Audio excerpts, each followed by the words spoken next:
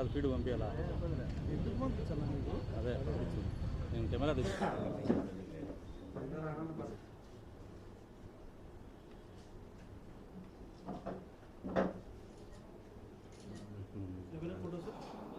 గత 2-3 నెలల కాలం నుంచి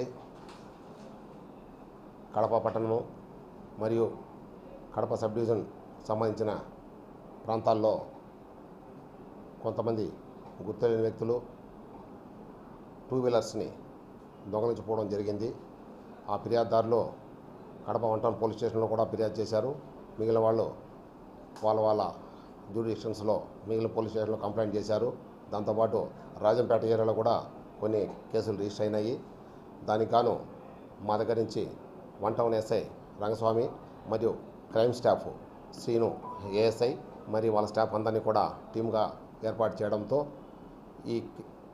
ఈ యొక్క వెహికల్స్ రికవరీ గురించి తిరగడంలో ఈరోజు మధ్యాహ్నం ఈ యొక్క రిమ్స్ ఏరియాకు సంబంధించిన శివానందపురం రోడ్డు దగ్గర 2 వ్యక్తులు మోటార్ బైక్ మీద వస్తున్నారనే సమాచారం తేలడంతో వెంటనే సిబ్బంది అందరూ కూడా అక్కడికి వెళ్ళి చిన్నాయపల్లి జనార్దన, ఇతంది ఇందిరానగర్ చింతకొమ్మదిన మండలము, ఇంకొక అతంది ముగిల్ రేకుల నరసింహాచారి, ఇతంది రాజారెడ్డి స్ట్రీటు, వీళ్ళిద్దరి దగ్గర ఉన్నటువంటి ఆ ఎఫ్జెడ్ మోటార్ బైక్ అది మా 1 టౌన్ పోలీస్ స్టేషన్కి సంబంధించినటువంటి క్రైమ్ నెంబర్ 3/24 సంబంధించింది.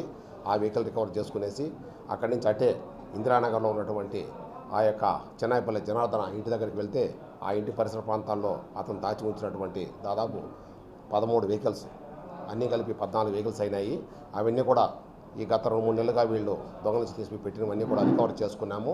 ఇంకా కూడా వీళ్ళతో పాటు ఇంకా కూడా ఒక వ్యక్తి వీళ్ళతో సహకరించిన వ్యక్తి ఉన్నాడు.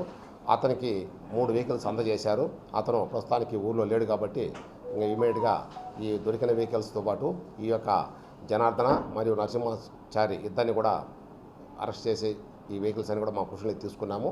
ఇంకా ఒక 2-3 రోజుల్లో ఇంకా ఎవరి దగ్గర అయితే రిసీవ్ చేసుకుని ఉన్నారో వెహికల్స్ ఆ 3 వెహికల్స్ కూడా తీసుకొచ్చి ఎవరైతే ఫిర్యాదుదారులు నిజమైన ఫిర్యాదుదారులు ఉన్నారో వాళ్ళందరికీ కూడా మా డిఎస్పీ గారి ఉత్తర్వుల మేరకు మరియు మా పై అధికారుల ఉత్తర్వుల మేరకు ఏ కేసులో అయితే ఏ వెహికల్ అయితే ఇన్వాల్వ్ అయి ఉందో చూసి తప్పకుండా ఫిర్యాదుదారులకి కోర్టు ద్వారా ఇప్పిస్తామని చెప్పేసి 1 టౌన్ పోలీస్ స్టేషన్ తరఫున చెప్తున్నాము.